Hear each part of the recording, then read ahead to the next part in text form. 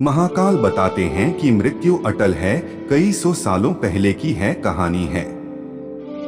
एक गांव में सुखवीर नाम का एक बड़ा ही विद्वान ब्राह्मण रहा करता था। सुखवीर बचपन से ही ब्रह्मचारी था, इसलिए उसका परिवार के नाम से कोई नहीं था। हाँ, उसका एक बचपन से ही हरिशंकर नाम का एक मित्र था। हरिशंकर जो सुखवीर के गांव से 3-4 गांव दूर के गांव में रहा करता था, वो जन्म से ही गूंगा और एक पैर से विकलांग है। एक बार सुखवीर को जब मानसिक अशांति सी होने लगी, तब उसने सोचा अपने बचपन के मित्र से मुलाकात की जाए तो कुछ शांति मिले। ऐसा सोचकर सुखवीर हरिशंकर के गांव जाने के लिए निकल पड़ता है।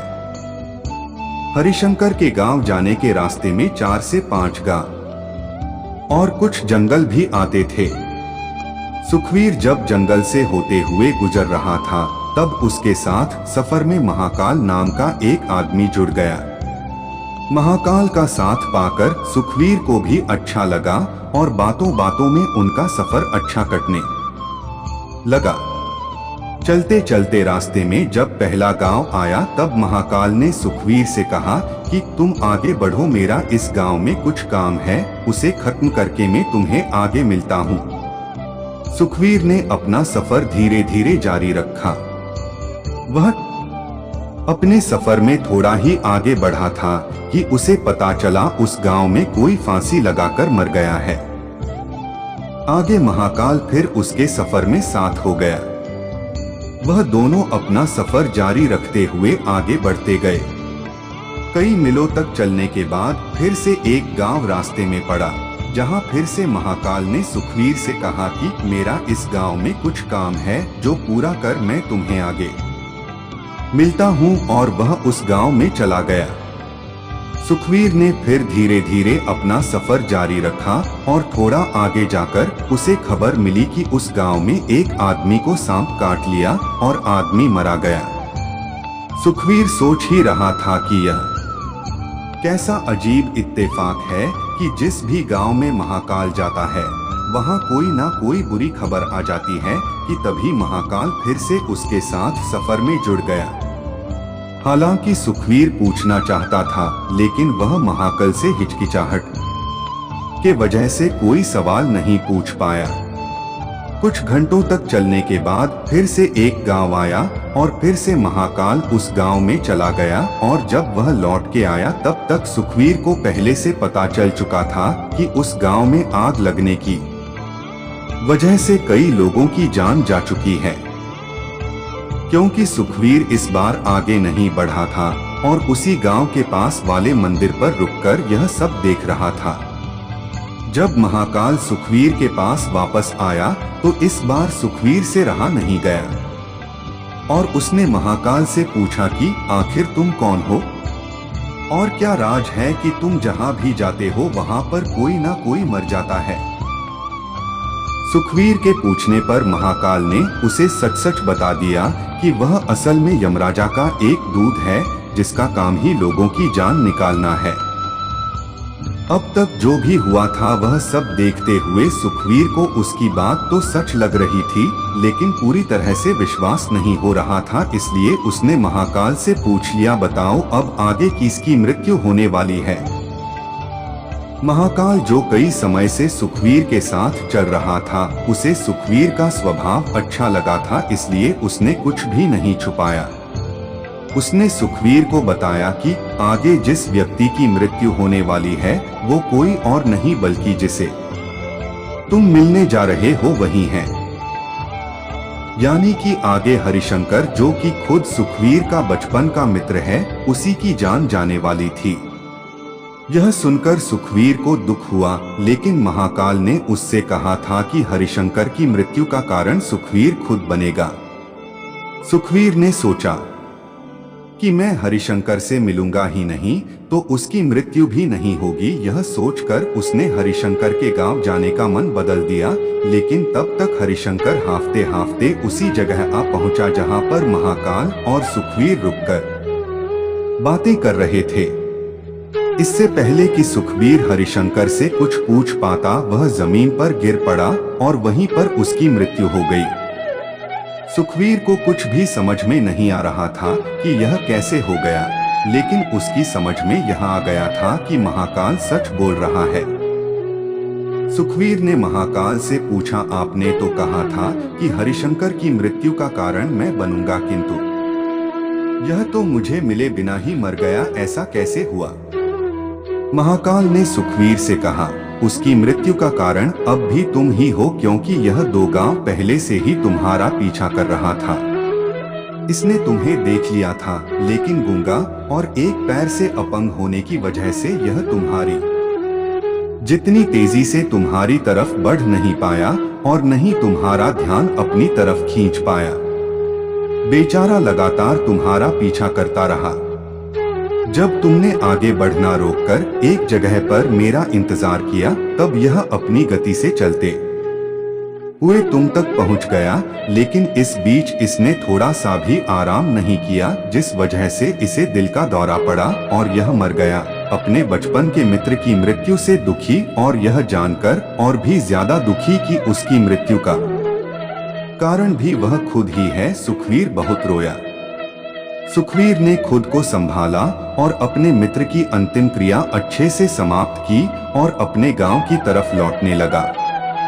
जाते जाते सुखवीर के मन में सवाल उठा कि उसकी मृत्यु कब होने वाली है, यह पता किया जाए। कुतूहलवश सुखवीर ने महाकाल से विनती की कि वह उसे खुद की मृत्यु का समय और कारण बताएं। महाकाल को लगा ब्राह्मण काफी समझदार है और महाकाल ने खुद देखा था कैसे सुखवीर अपने परम मित्र की मृत्यु को भी झेल गया था और कम समय में ही स्थिर हो गया था। इसलिए महाकाल ने सुखवीर को बताया कि तुम्हारी मृत्यु आज से 3 महीने बाद पड़ोसी राज्य में फांसी लगने से होगी।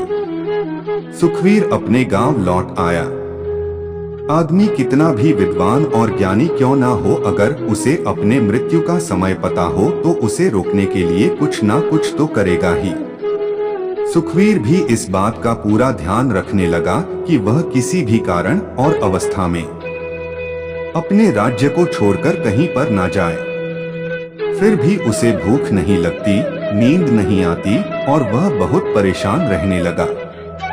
सुखवीर विद्वान होने की वजह से उसकी ख्याति उसके राज्य के राजा तक पहुंची हुई थी। जल्दी ही उसकी इस अवस्था की बातमी राजा तक पहुंच गई और एक दिन राजा ने उसे अपना दरबार में बुलाया। सुखवीर को जब राजा ने दरबार में पूछा कि क्यों वह इतना दुखी रहने लगा है, तब सुखवीर ने सारी बात राजा के आगे बता दी। राजा समेत सभी दरबारियों को इस बात से काफी आश्चर्य हुआ, क्योंकि सब लोग जानते थे कि सुखवीर कभी झूठ नहीं बोलता है। इसलिए सभी ने विचार विमर्श करके सुखवीर को राजा के महल में ही सुरक्षित स्थान पर रखने का फैसला किया। राजा ने अपने ही महल में सुखवीर को रहने के लिए एक बहुत आलीशान कमरा दिया। राजा चाहता था कि सुखवीर उसके महल में कैदी की तरह महसूस ना करे, इसलिए सभी नौकरों को और सिपाहियों को आदेश दिया कि सुखवीर को कहीं भी आने जाने से रोका ना जाए। राजा के महल में सुखवीर अब अपने आप को थोड़ा सा सुरक्षित महसूस करने लगा, लेकिन कभी भी वह रात को गहरी नींद नहीं सो पाता था। उसे बचपन में नींद में चलने की बीमारी थी और यह बीमारी तब ज्यादा असर करती है जब आदमी चिंता में सोए या गहरी नींद ना ले पाए। राजा के महल में रहकर उसकी यह बीमारी अब काफी बढ़ गई, लेकिन इस बात का उसे पता नहीं था और उसे राजा के आदेश होने के वजह से कोई भी नौकर या सिपाही कहीं भी आने जाने से नहीं रोकता था। जल्दी ही वह दिन भी आ पहुंचा जब उसकी मृत्यु होने वाली थी। उस रात भी वो चिंता में सोया और नींद में उठकर चलने लगा। चलते चलते वह महल के अस्तबल में गया, एक घोड़े पर सवार हो गया। घोड़ा राजकुमार का था और राजकुमार अक्सर पड़ोस के राज्य की राजकुमारी को मिलने उसी घोड़े पर जाया करता था। जैसे ही सुखवीर उस घोड़े पर सवार हुआ, घोड़े ने उसे राजकुमार समझ के दूसरे राज्य में जाने के लिए दौड़ लगा दी और कुछ ही समय में दूसरे राज्य के महल में जाकर रुका। सुखवीर घोड़े से उतरकर उसे अपने राज्य के राजा का महल समझकर महल के अंदर घुस गया और वहां पर नींद में चलते चलते रानी के शयन कक्ष में जाकर सो गया। सुबह जब रानी उठी तो एक पराये पुरुष को अपने कक्ष में सोते हुए देख बहुत डर गई और तुरंत राजा को बुलाया। ये नजारा देख राजा को बहुत गुस्सा आया। राजा ने तुरंत दरबार बुलाया। वहां पर सुखवीर को हाजिर किया गया और उसे फांसी पर लटकाने की सजा सुनाई गई। सुखवीर ने राजा से अपने निर्दोष होने की सफाई देते हुए कहा, महाराज, मुझे नहीं पता कि मैं कैसे आपके महल में आ गया। आप ही सोचिए कि किसी की भी इतनी हिम्मत हो सकती है कि आपके राज्य में आकर आप ही की रानी के बगल में सो जाएं। और उसके साथ घटी 3 महीने पहले की घटना और महाकाल के बारे में सारी सच्चाई बता दी। राजा को भी सुखवीर की बात में कुछ तर्क लगा, इसलिए राजा ने अपने पड़ोसी राज्य से सुखवीर की कही बातों की पुष्टि करवाई। तब उसे पता चला कि वह पिछले कई दिनों से पड़ोसी राजा के राज्य में मेहमान की तरह रह रहा था। राजा ने फिर से दरबार बुलाया और अपनी दी गई सजा पर विचार विमर्श करने के लिए कहा। सभी चाहते थे कि सुखवीर को सजा नहीं होनी चाहिए, लेकिन सब ये भी चाहते थे कि राजा की कही हुई बात का मान भी रखा जाए। काफी सोच विचार करने के बाद सब इस बात पर सहमत हुए कि एक कच्ची सूत की डोरी से सुखवीर को फांसी दी जाए, जिससे वह रस्सी टूट जाएगी, सुखवीर की मृत्यु भी नहीं होगी और राजा की बात भी रह जाएगी। यह फैसला सुनकर सुखवीर भी खुश हुआ और खुशी खुशी सूत की डोरी से फांसी लगाने के लिए राजी हो गया। सुखवीर को डोरी फांसी लगाई गई। वह डोरी सुखवीर का वजन नहीं संभाल पाई और टूट गई, लेकिन टूटने से पहले पतली होने के कारण डोरी से सुखवीर के गले की एक नस कट गई और काफी खून बहने की वजह से सुखवीर की वहीं पर मौत हो गई। दोस्तों, इसीलिए कहते हैं कि मृत्यु अटल है, लेकिन मृत्यु से पहले के जीवन को हम अपने मृत्यु के बारे में सोच सोच कर व्यर्थ नहीं कर सकते। एक दिन तो सबको मरना है, लेकिन मरने से पहले जितना जी सके हमें जी लेना चाहिए। इस कहानी से सबसे गहरी बात जो हमें सीखने को मिलती है वो यह है कि हमें ना भूतकाल में ना भविष्य काल में बल्कि हमें वर्तमान काल में जीना चाहिए।